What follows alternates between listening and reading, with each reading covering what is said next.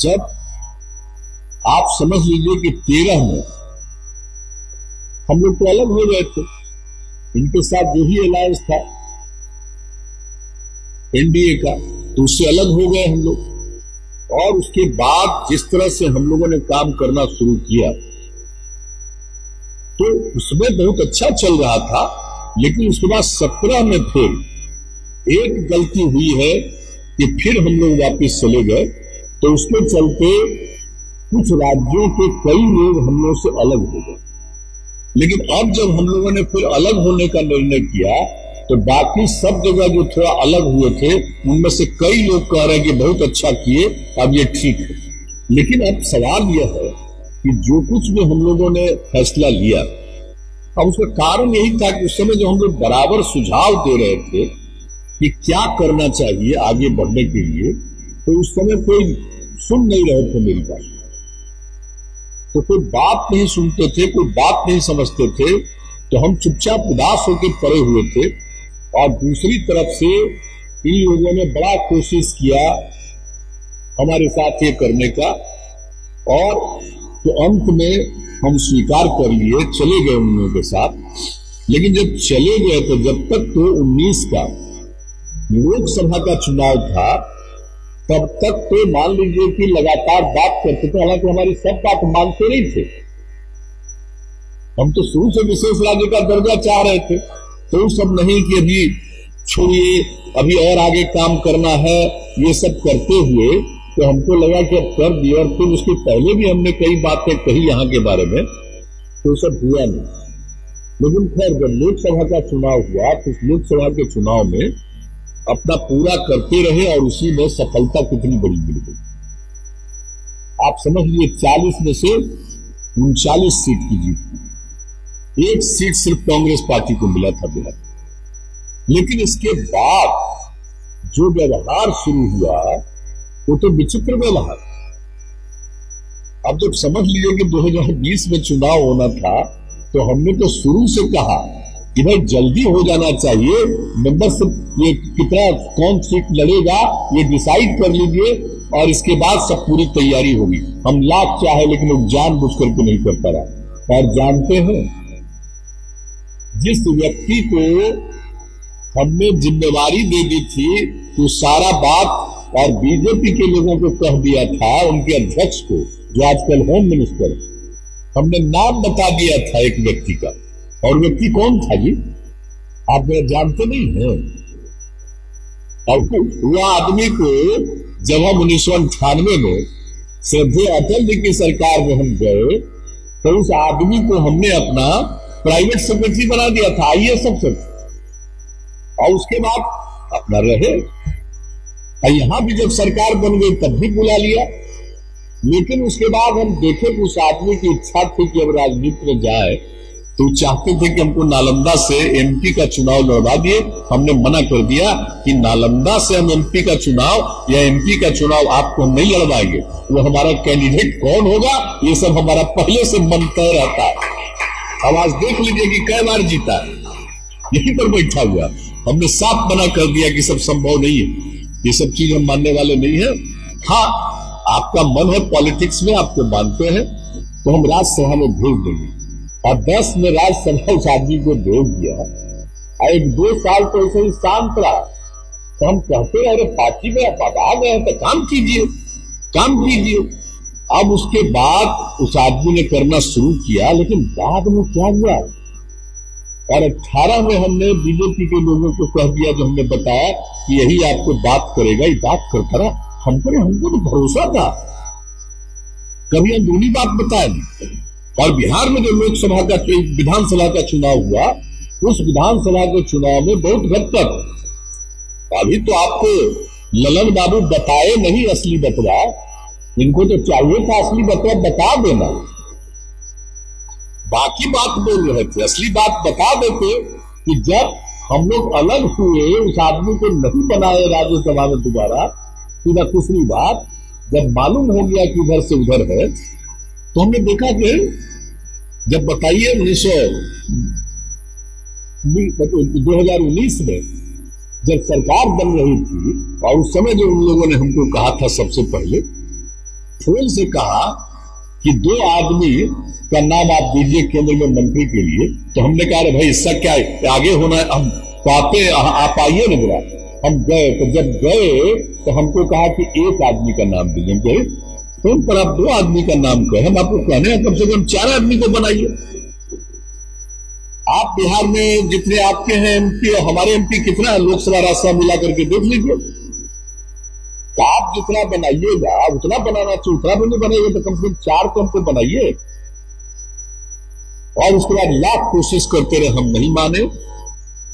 और जब वहां से लौट करके पटना आए, पटना में हमने प्रेस कॉन्फ्रेंस में साफ साफ कह दिया कि नहीं साहब, सवाल ही पैदा नहीं होता है, हम इस तरह से एक सिंबॉलिक नहीं हो सकते, और इसके लिए जो नहीं हुआ है तो हम लोग नहीं बने, ठीक है, नहीं बने।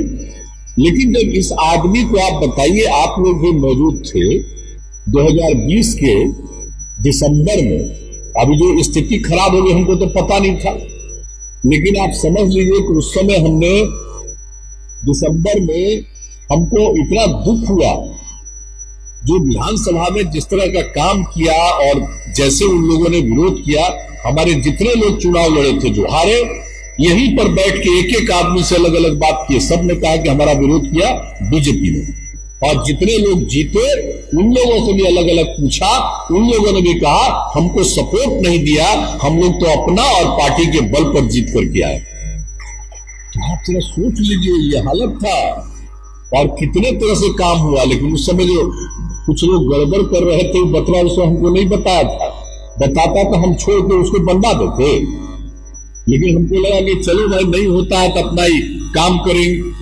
और यहां पर आकर के हमने अपनी जगह पर बताइए दिसंबर में बना दिया। और उसके बाद कहा कि जब यहां पर होने वाला था जितने लोगों को मंत्री पद का बिहार में, तो हमने कहा जरा बात करिए, उसमें मंत्री पद की संख्या इतनी होनी चाहिए। अब वो आदमी समझिए कि कोई बात नहीं, कुछ नहीं। पर हम जब दिल्ली गए तो ललन बाबू सारे एमपी और दोनों लोकसभा राज्यसभा के लोगों को एक जगह बुलाए, वहां हम गए, अकेला एक आदमी नहीं आया था जो राज्यसभा का सदस्य था, जिसको हमने अध्यक्ष बना दिया था। सारे लोग वहां मौजूद थे। जो हम देखा कि भाई कमाल है। और उसके बाद जब एक एक बात की जानकारी थोड़ा थोड़ा मिली, अब पूरी जानकारी तो अब मिली है कि जो विधानसभा के चुनाव में जो घचपच किया गया था, हम लोगों के खिलाफ जो काम किया गया था, तो कौन आके बात किया था, तो ये सब बात की जानकारी हुई। तो आप जानते हैं, तो हम लोग तो इस बात पर राज्यसभा में नहीं बनाए। अब जरा सोच लीजिए किस आदमी वो कहां से कहां बढ़ा है और उसके बाद कहां जा रहा है, बीजेपी। तो आप सोच लीजिए ये बीजेपी का क्या हाल है, अब तो क्लियर हो गया ना भाई। और उसी के बाद जो हमारे पार्टी के लोग बोलते रहते थे कि एकदम ही बेकार है, ये हम ध्यान नहीं दे रहे थे, उसके बाद हम जो पूरा का पूरा सब लोगों से बात किए और ध्यान दिया, तब हमने इनको कहा कि भाई सारे जगह के हर जिले के हर राज्य के लोगों से भी बात कर लीजिए।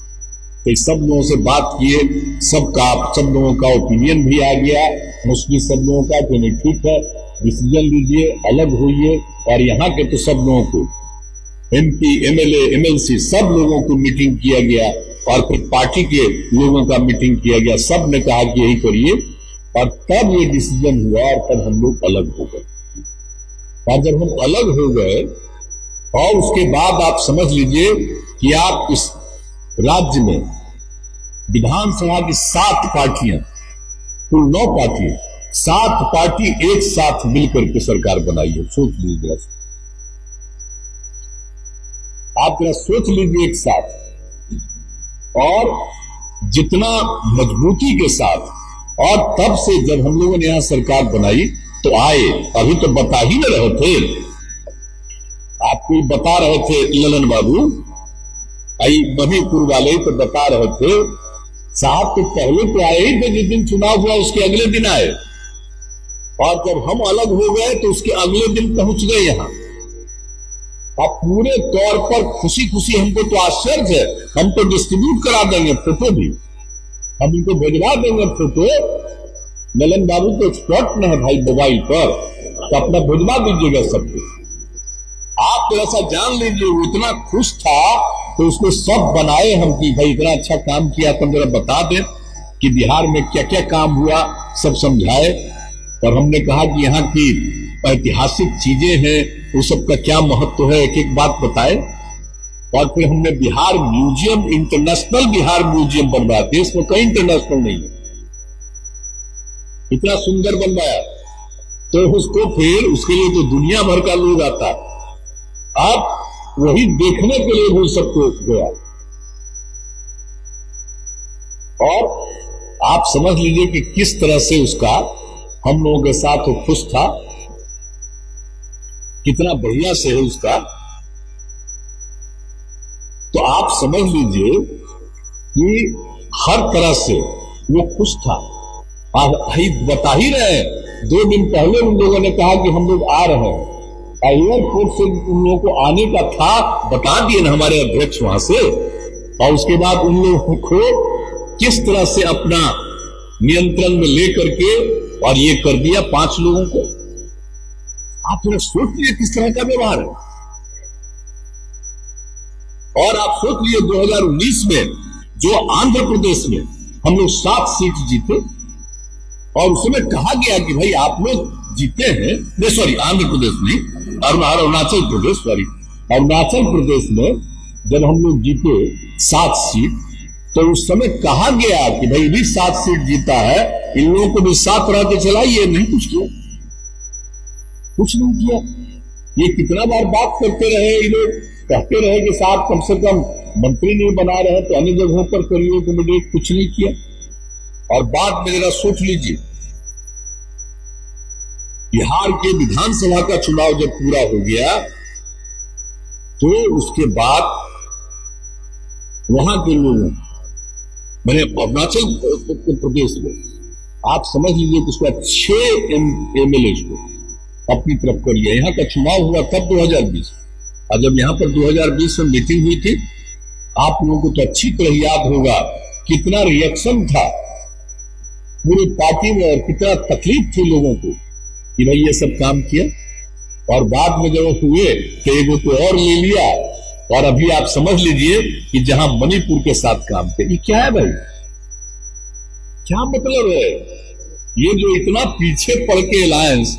और आप जानते हैं हम तो 13 से कहा अलग हुए, अरे भाई अटल जी के साथ थे और उनकी सरकार में थे हम लोग, और कितना मानते थे एक एक चीज के लिए। और उनके पार्टी के लोग सब तरह से, अडवाणी जी सब लोग, तो एक एक तरह से जो काम होता था। और जब ये लोग आने लगे, हम लोग कहा कि हम लोग नहीं रहे। और इसके बाद ये पीछे पड़ करके अपना कुछ कुछ कहते कहते हमको ले गए, चले गए। ये मूर्खता किया हमने। लेकिन उसके बाद जो एहसास हुआ कि किस तरह से हम लोगों के पार्टी को ही ये तोड़ता है, ये क्या मतलब है, ऐसे लोगों का मतलब क्या है।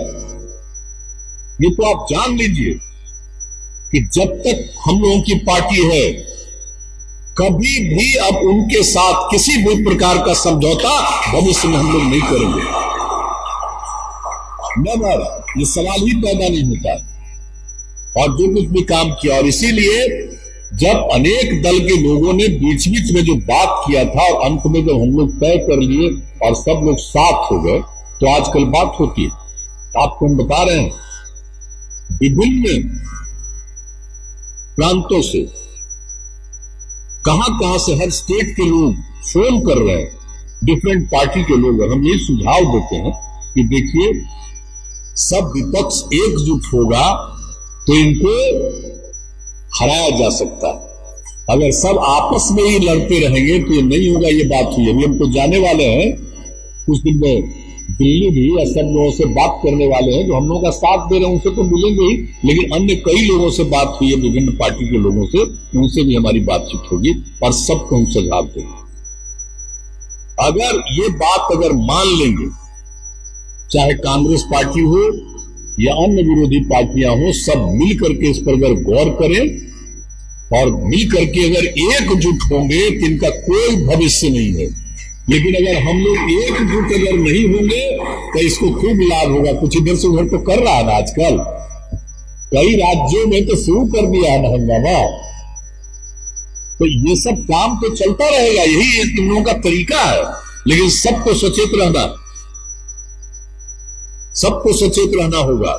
और हम लोग तो यहां पर पूरे तौर पर एक एक तरह से बहुत ही स्पष्टता के साथ हम लोग ये बात करते हैं कि मिलकर के रहेंगे। और हम लोगों ने कितना काम किया है भाई, केंद्र में जब अटल जी की सरकार थी तो कितना काम हुआ, कोई चर्चा करता है क्या? कभी कभी तो हमको आश्चर्य लगता है कि उनके लोग आते थे और जब हमको भी मीटिंग में बुलाते थे यहाँ किसी कार्यक्रम में, तो कोई बात होती थी तो हम बता देते थे कि जब अटल जी की सरकार में क्या क्या काम हुआ। तो कोई दिल्ली वाला आता था तो अटल जी का नाम तक नहीं लेता था। हम लोगों को कहते थे कि अरे भाई, आप श्रद्धेय अटल बिहारी वाजपेयी जी का एक बार भी नाम नहीं लेते हैं। उन्होंने कितना काम किया, सबका साथ दिया, किसी से विरोध नहीं हुआ, और आरएसएस का एक बात नहीं माने। आप लोगों को पता होगा,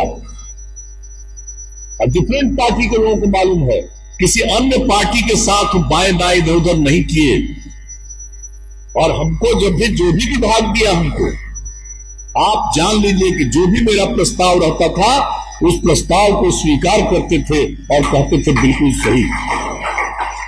और जहां कहीं भी जो हमको काम दिए हुए थे वो काम होता था, वहां अटल जी जाते थे, बड़ी खुशी प्रकट करते थे कि बहुत अच्छा काम किया। रेल में कितना काम किया था। और जब आप जानते हैं एक्सीडेंट होता था उस समय, हमने तो रिजाइन कर दिया। वो रिजाइन मांगने को लेने को तैयार नहीं थे। हमने बहुत आग्रह किया कि अब फिर चुनाव होने वाला है, हमने देख लिया इतने लोग मर गए, अगर हम रहेंगे हमको बहुत खराब लगेगा, हम अपने क्षेत्र में ही चुनाव लड़ने में हमको बहुत भीतर से खराब लगता रहेगा। तब मान लिए और अगली बार फिर वही चीज, उसके बाद भी तो एक एक चीज तो हमने कह दिया था रेलवे में कि भाई अगर इसको ठीक करना है तो इसके लिए ये काम करना चाहिए। हमको दोबारा जब जिम्मा दिए और उसको स्वीकार कर लिए, और आज देख रहे हैं कि अब रेल का एक्सीडेंट नहीं होता। लेकिन कभी लोग बताता है कि कब जो रेलवे के बारे में अटल जी की सरकार में ये डिसीजन हुआ और तब रेलवे का इतना काम किया जा रहा, तब जाकर के अब एक्सीडेंट न के बराबर है। कोई इन लोगों का काम है? इन लोगों का तो कोई नहीं, जिस समय हम लोग काम कर रहे थे किसी में भी जो हमको मौका दिया उन्होंने, तो आज तक केंद्र में किसी की पॉलिसी नहीं बनी थी। हमने ला करके उनको दिया किसी का पॉलिसी, उसी को स्वीकार किए। कभी कोई किसी का पॉलिसी, लेकिन जो काम पहले किया गया उसका ये कोई चर्चा करता है? अपने पार्टियों के टाइम का चर्चा नहीं करता है, सिर्फ अपना चर्चा करता है। और चूंकि अटल जी जो थे वो बिल्कुल आरएसएस वगैरह को नहीं बात कर रहे थे, दे रहे थे महत्व, और सब लोगों के साथ उनका ठीक ठाक था, माइनॉरिटी के साथ भी ठीक था। और तब जो है आज जरा देख लीजिए क्या हालत हो रहा है, कहां कहां क्या क्या झंझट हो गया, आप सब देख लीजिए। अब जिस तरह से चारों तरफ से जो आपको काम किया जा रहा, तो अब हम सब लोगों को तो एक एक चीज पर सजग रहना है। और एक बात अच्छी तरह जान लीजिए कि हम सब लोगों को मिल करके काम करना। और अब जो जितना भी हुआ और हमारे यहां जितना काम किया गया है, बताइए, कभी जो हम लोग मांग करते रहते, अब विशेष राज्य का दर्जा, हम सिर्फ बिहार की बात कर रहे हैं, जितने पिछड़े राज्य हैं देश में उन सब लोगों को विशेष राज्य का दर्जा मिलना चाहिए, तब कितना विकास होगा। विशेष राज्य का दर्जा मिलेगा तो सेंटर का कोई स्कीम रहता है, उसका शेयर उनका है 60 और राज्य का 40, और जब विशेष राज्य का दर्जा मिलेगा तो उनका शेयर होगा 90 और राज्य का शेयर होगा 10। तब पैसा जो बचेगा उससे और ज्यादा राज्य विकास कर सकता है। इन लोगों के बिना किसी किए हुए भी हम लोग कितना काम किए हैं, आपको मालूम है?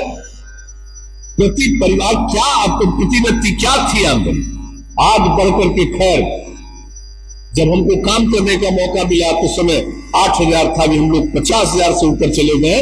लेकिन देश का तो खैर सबसे धनी राज्यों का 1.5 लाख है। लेकिन अगर ये मदद करते, और हम लोग देख लीजिए, और बिहार में क्षेत्रफल कितना छोटा है और आबादी कितनी बड़ी है, 12वें नंबर पर देश में है। कितना बड़ा एरिया है बिहार का, देश में 12वें नंबर पर यह राज्य, और आबादी के दृष्टिकोण से देश में 3रे नंबर पर। तो आप जरा समझ लीजिए। उसके बाद जो हम लोगों ने काम करना शुरू किया, अभी बता रहे थे आपको, एक जो काम करना शुरू किया है हम लोगों ने, अब आप समझ लीजिए, महिलाओं के उत्थान के लिए। और फिर जब महिलाओं को पढ़ाएंगे और तभी एक पूरा का पूरा सर्वे, और उसको जो हमने देखा कि भाई जो प्रजनन दर है, अगर महिलाएं पढ़ी रहेंगी किसी परिवार का तो उस परिवार का प्रजनन दर कम, और अगर पत्नी पढ़ी लिखी नहीं है तब प्रजनन दर ज्यादा। और उसके बाद एक हमने शुरू करा दिया था लड़कियों के पढ़ने का। अब आप जानते हैं पोशाक की योजना, साइकिल की योजना कहीं था, अभी लड़की के लिए हम साइकिल का शुरू करवा दिए, और उसके 2.5 साल के बाद बच्चा सब हमको कहने लगा कि कुछ हमारे बारे में भी सोचिए। तो 3 साल के बाद हमने लड़कों को भी देना शुरू किया, लेकिन लड़कियों के लिए साइकिल योजना शुरू हुई बिहार में। आपको मालूम है आता कि पटना शहर में कोई साइकिल चलते हुए नहीं दिखता था, और उसके बाद इतनी लड़कियां साइकिल चलाने लगी।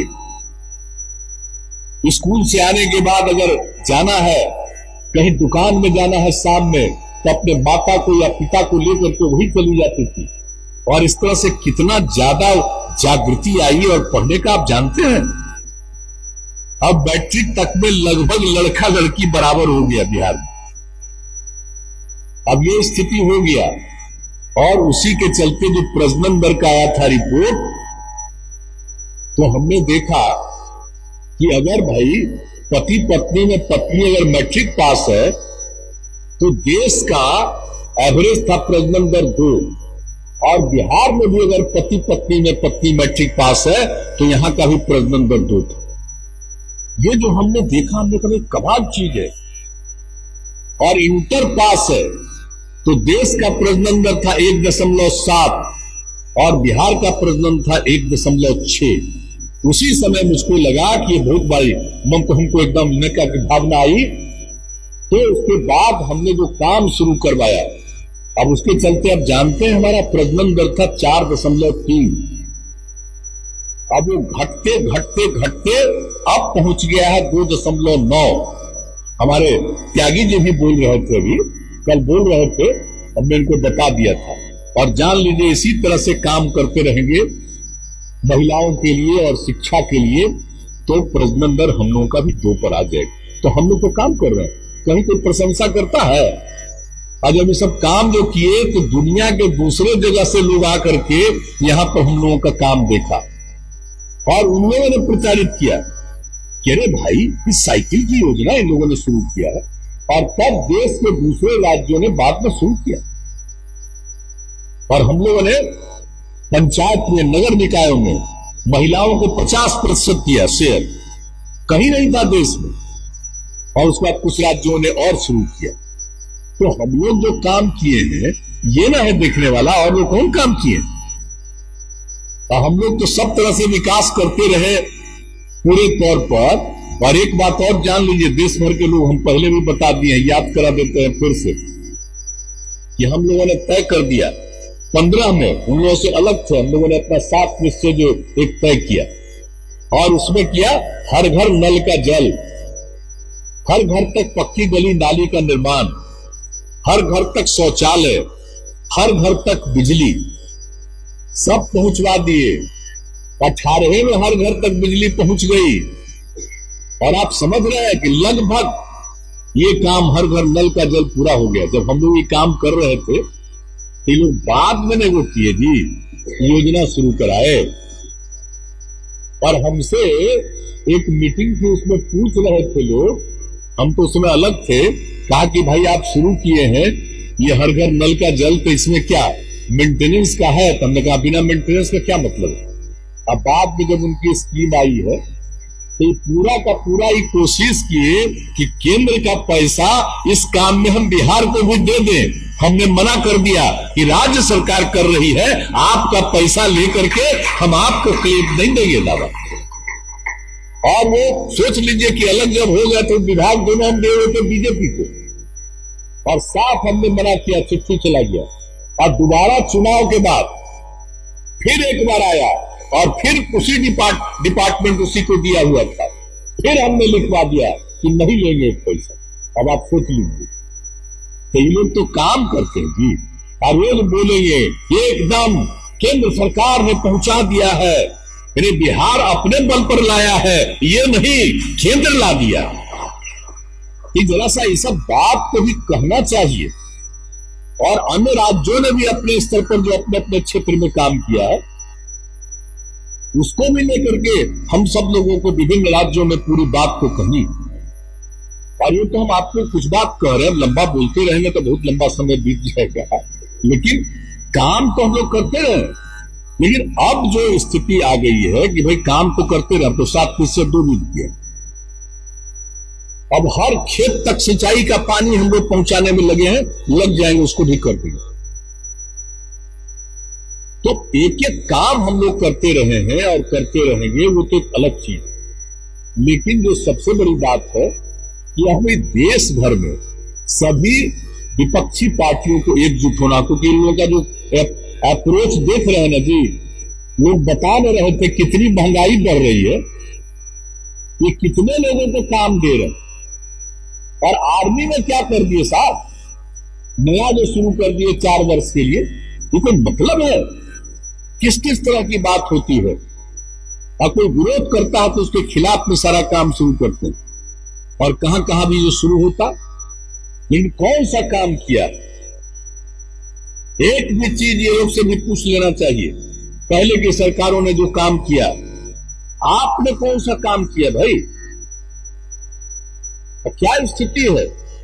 अब राज्यों को जो हिस्सा मिलना चाहिए, उनकी तरफ जो शेयर है वो मिल रहा है? नहीं मिल रहा है। हम लोगों के हाथ तो अब और नहीं मिल रहा है, ये स्थिति है। लेकिन अनावश्यक, और आप समझ रहे हैं, शिक्षा के क्षेत्र में बताइए, कानून बना हुआ है, और शिक्षा के क्षेत्र में अपना कर रहे हैं, जो कानून बना हुआ है, राष्ट्रीय कानून बना हुआ है, इसको क्यों नहीं ध्यान दिए हुए? अधिकार दिया गया है नीचे की शिक्षा पर, ग्राम पंचायतों को, पंचायत ग्राम स्तर के सभी चीजों को, तीनों तरह स्तर का जो है, और शहरी निकायों को जो अधिकार दिया गया, आप अपनी तरफ से करें। आता है थे उस डिपार्टमेंट को देख रहे थे, तुरंत उनको कहा गया कि भाई यहां पर कौन सी बात बोल रहे हैं और यहां पर कैसे करेंगे? ये तो पहले का कानून बना हुआ, हम लोगों ने इसी कानून के हिसाब से किया। लेकिन देख लीजिए, किसी का कोई मतलब नहीं। इसे तो हम लोग अलग हुए कि किस तरह का काम हो रहा है भाई। तो कुल मिलाकर के जान लीजिए, ये पूरा का पूरा पर्पस है इन लोगों का, इस देश में आपस में इतना ज्यादा टकराव पैदा कर दो, और खास करके हिंदू मुस्लिम में इतना टकराव पैदा कर दो कि बिल्कुल 2 हिस्से में बट जाए 2 तरह के लोग, और एक तरफा राज करते रहे। ये सब चीज कहीं एकदम देख लीजिए, कहीं ना कहीं ये लोग जाएंगे, घटपच करेंगे। और किसके लिए कौन सा काम कर रहे हैं भैया? कौन सा काम कर रहे हैं? किसी भी धर्म दूसरे लोगों को भी आप जो बोल रहे हैं, तो किसी भी समुदाय के लोग हैं, कहां किसके लिए कौन का काम कर रहे हैं? किसी के लिए तो कोई काम हो नहीं रहा। काम तो होना सबके लिए। देश का जो भी एक एक व्यक्ति है, सबको अधिकार है। आप जरा बता लीजिए कि बिहार में एक एक काम हम लोग सबके लिए कर रहे हैं। इवन माइनॉरिटीज के लिए जितना हम लोगों ने काम किया है, आप जरा बताइए। इस समुदाय के लिए जितना काम हम लोगों ने किया है, सब तरह से, यहां तक कि उनका स्कूल अलग है, उनको भी हम लोग दे रहे हैं। वही तनख्वाह जो सरकारी स्कूल में हम लोग देते हैं, वही उन लोगों को मदद कर रहे हैं। तो आप सोच लीजिए कि हर प्रकार से सहयोग और मदद हम लोग करते हैं। लेकिन दूसरी तरफ से क्या हो रहा है? तो यहां पर भी जगह जगह इधर से उधर झगड़ा पैदा करने की कोशिश होगी। एक बात तो हम कहेंगे कि भाई इसके लिए एकदम अलर्ट रहिएगा। और दूसरी बात है कि बाकी के दूसरे में, तो धर्म की बात अलग हुआ, अन्य जगहों पर भी आपस में कुछ न कुछ झगड़ा कराने की कोशिश होगी, जातियों में भी अलग अलग इससे भी लोगों को सचेत रहना पड़ेगा और एकजुट होकर के मिल करके, तो खाली सिर्फ सभी दलों की एकता नहीं, एकता तो होना ही है, लेकिन उसके साथ साथ अन्य जगहों पर अपन बात करेंगे। एक हम लोगों को तो नेशनल लेवल का पॉलिसी बना करके और पूरे तौर पर यह कहना चाहिए कि अगर हम लोगों को मौका मिलेगा तो समाज के हर तबके के उत्थान के लिए हम लोग मिल करके क्या क्या काम करेंगे, ये आगे का लोगों को कर देना पड़ेगा। लेकिन इन लोगों का कोई मतलब है? आप लोगों को तो मालूम है कि इन लोगों का कोई योगदान नहीं है। अब आजकल 75 साल पूरा हुआ आजादी का, तो क्या करने लगे जी? नामकरण क्या दे रहे थे? अमृत, बताइए तो, अमृत महोत्सव। अरे आजादी है ही, अब 75वां साल, और आजादी के नेता कौन है बताइए? तो बापू है। तो कहता है इसको बापू महोत्सव, अमृत महोत्सव कह लिखा थे। तुम कह देते बापू महोत्सव, 75वां साल बापू महोत्सव कह देते, अमृत महोत्सव। तो क्या चीज, हम साथ थे, एक शब्द हम नहीं बोले। आप अच्छी तरह जान लीजिए, हम नहीं कभी सब चीज को किए कि सब फालतू चीज है, बिना मतलब का नाम है। क्या लेना था? लोग आजादी की लड़ाई में थे। आज आरएसएस एकदम हो रहा है, सब कुछ देख रहा था, आरएसएस था आजादी की लड़ाई में। अब बापू की हत्या हो गई इसलिए कि हिंदू मुस्लिम सबको एक कर रहे थे। ये क्या हुआ था पहले? तो इसीलिए ही जान लीजिए कि किस तरह का काम इन लोगों का है। कोई आजादी की लड़ाई लड़े हैं, ये झूठ मूठ के कर रहे हैं। कहने का मतलब है कि अगर इन लोगों के हाथ में रहा ना, तो आजादी की लड़ाई का पुराना इतिहास सब कोई डुबा के खत्म कर देंगे और नया नया बात शुरू करेंगे। आजादी के लिए कितना लोगों ने काम किया, और आजादी की लड़ाई के लिए जो लोग लड़े, इस सब लोगों के परिवार को देने के लिए तो पहले ही न था। कांग्रेस का राज था तभी ना लोगों को मिला। ये लोग कोई आजादी की लड़ाई में लड़े थे, उनके परिवार के लिए कुछ, आगे के लिए कुछ किए हैं ये लोग? ये आजादी की बात खाली कर रहे हैं। जितने लोग लड़े थे कोई काम नहीं। और धीरे धीरे जान लीजिए एक समय आएगा जबकि राष्ट्रपिता महात्मा गांधी, बापू को भी ये लोग पीछे करने की कोशिश करेंगे। इसलिए हम लोगों को बहुत ही ज्यादा अब अलर्ट होकर के, एकजुट होकर के, एक साथ होकर के, और सभी दल के लोगों से अपने अपने राज्यों में भी बात करिए। आप सोच लीजिए क्या क्या हो रहा है। तो एक एक चीज हो रहा है। बापू के हत्यारे का जब कुछ कर रहा है तो आप जरा सोच न लीजिए कि किस किस तरह का। इसलिए एक एक जगह सभी राज्य के लोग से हम यही आग्रह करेंगे कि अपने अपने राज्य में भी बाकी पार्टी के लोगों से भी जरूर विमर्श करके ये बात कहिए जो बीजेपी है उसको छोड़ करके, कि भाई देखिए एकजुट होकर के चलने के लिए जरूरी है, और उसके लिए मिल करके सारा काम हम सब लोगों को करना है, और तभी देश आगे बढ़ेगा और सब में समाज के हर तबके का उत्थान होगा। और कौन सा काम करते हैं भाई? ये कभी कभी कुछ कुछ महिला का अपना खाली नारा देता क्या है, सिर्फ नारा है, और जगह जगह घुमा करके लोगों के बीच में। लेकिन किया क्या भाई लोगों के लिए? 8 साल हो गया, कोई खास काम किए हैं क्या किसी के लिए? आप जरा बता दीजिए किनके लिए काम किए? अनुसूचित जाति के लिए, अनुसूचित जनजाति के लिए, किसके लिए काम किए? आई जो बोल दीजिए, हम लोग तो जाति आधारित गणना की, जनगणना की बात कर रहे थे। काहे नहीं माने भाई? क्यों नहीं माने? जब पिछली ही बार से बात होने लगी थी कि नहीं होना चाहिए, और 11 में फिर अलग ढंग से फिर किया, शुरू किया, लेकिन इन लोगों ने क्यों नहीं माना? आप जरा सोच लीजिए। अरे भाई हम लोग तो कर रहे हैं अपने यहां, और जाति आधारित गणना, हम लोग जनगणना तो नहीं बोल सकते हैं क्योंकि अधिकार तो है केंद्र का, तब उसमें लेकिन हम लोग सबका गिनती करना ही खाली नहीं, बल्कि एक एक परिवार, चाहे वो किसी भी जाति या किसी भी धर्म संप्रदाय का हो, हर जगह का उसकी आर्थिक स्थिति क्या है उसका पूरा का पूरा जायजा लेकर, ताकि कोई किसी भी जात का हो उसके उत्थान के लिए काम होना चाहिए। लेकिन इन लोग अब तक क्या किए हैं, जरा पूछ लीजिए कि भाई जो अति पिछड़ा है, पिछड़ों में भी जो ज्यादा पिछड़े हैं, तो बिहार में तो आप जानते ही है ना, आप देख रहे हैं जननायक कर्पूरी ठाकुर, तो आखिरकार जो किया गया काम, जो किया गया सब लोगों का, अति पिछड़ों के लिए जो कल्याण हुआ उनके लिए विशेष हुआ। और हम लोग तो बिल्कुल बोलिए ना भाई, पंचायत और नगर निकायों में हम लोगों ने पिछड़ों में अति पिछड़ों को रिजर्वेशन दिया, क्योंकि पहले पिछड़ों का हो रहा था तो उसमें कोर्ट का ऑर्डर आ गया कि साहब यादव कुर्मी कोयरी का तो बहुत भारी संख्या में है, इसको रिजर्वेशन की क्या जरूरत है, ये सब आ गया।